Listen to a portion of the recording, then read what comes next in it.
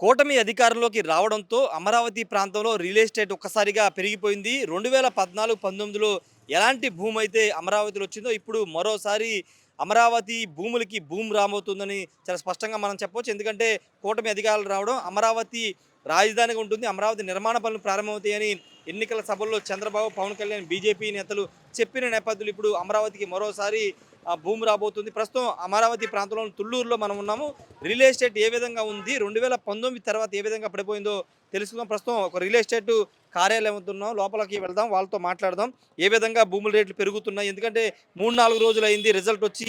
ఈ 3-4 రోజుల్లో చాలా మార్పులు అయితే కనబడుతున్నాయని తెలుసుకోవచ్చు. ఇక్కడ లోపల మనం చూస్తే కనుక అమరావతికి సంబంధించినటువంటి మాస్టర్ ప్లాను ఇదంతా కూడా ఇక్కడ ఈ రియల్ ఎస్టేట్ కార్యాలయం ఏర్పాటు చేశారు. 2014 నుంచి 19 వరకు విపరీతంగా ఇక్కడ భూములు కొనుగోలు చేశారు.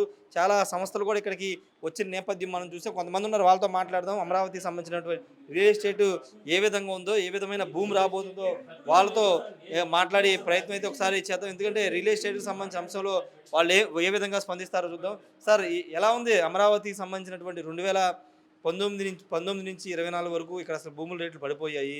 ఇప్పుడు ఎలా ఉంది? కొత్తగా కూటమి అధికారం రాబోతుంది. అమరావతి నిర్మాణ పనులు కూటమి అధికారంలోకి వచ్చింది.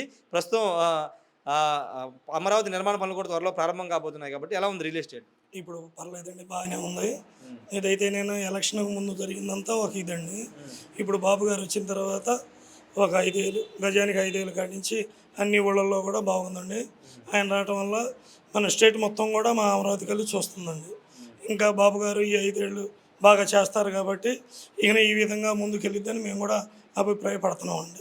ఇప్పుడు ఎంత ఉన్నది గజం రేట్ ఎంత ఉంది? అంటే ఇప్పుడు ఇక్కడ 29 గ్రామాల్లో ఒక ఊరిలో ఒక రేటు ఉంటుందండి.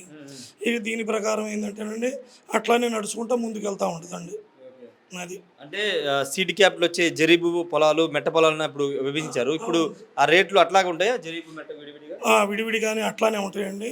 కమర్షియల్కి రెసిడెన్షియల్కి కొంచెం తేడా ఉంటుందండి. ఆ విధంగా ముందుకు వెళ్తూ ఉంటుందండి. ఇంకా ఈ 5 ఏళ్ళు కూడా ముందు పెరుగుతూ వెళ్తూ ఉంటుంది. అంటే రిజల్ట్ వచ్చిన తర్వాత రోజు నుంచి మారిపోయినాయి ఇక్కడ అంతా వాతావరణం. అవునండి, అవునండి, మారిపోయి ఈ 5 ఏళ్ళు ఎదురు చూశారండి.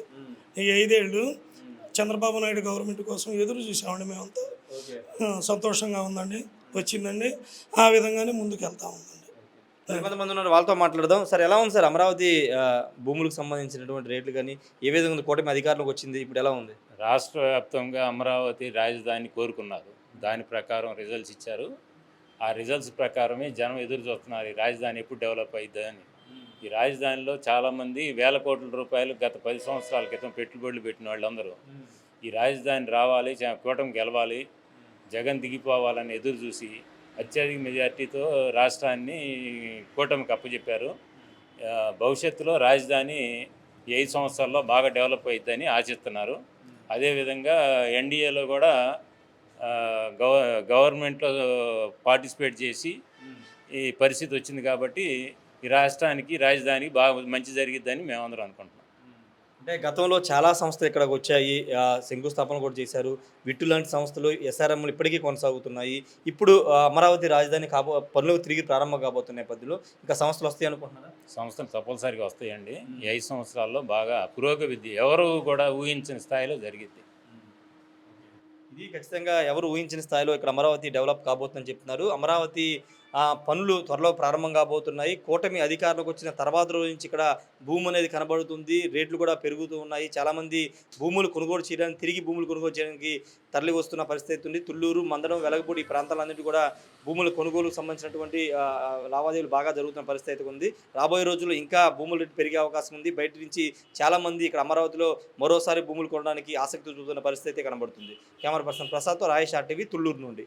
నీట్ 2024 ఫలితాల్లో జాతీయ స్థాయిలో సత్తా చాటిన రెజొనెన్స్ 720 మార్కులకు 715, 711, 705, 701, 700 వంటి టాప్ మార్కులతో పాటు ఎగ్జామ్ రాసిన ప్రతి ముగ్గురిలో ఒక్కరికి మెడికల్ సీట్ సాధింపజేసిన రెజొనెన్స్ హైదరాబాద్ క్యాంపస్ లో నీట్ లాంగ్ టర్మ్ అడ్మిషన్స్ జరుగుతున్నవి.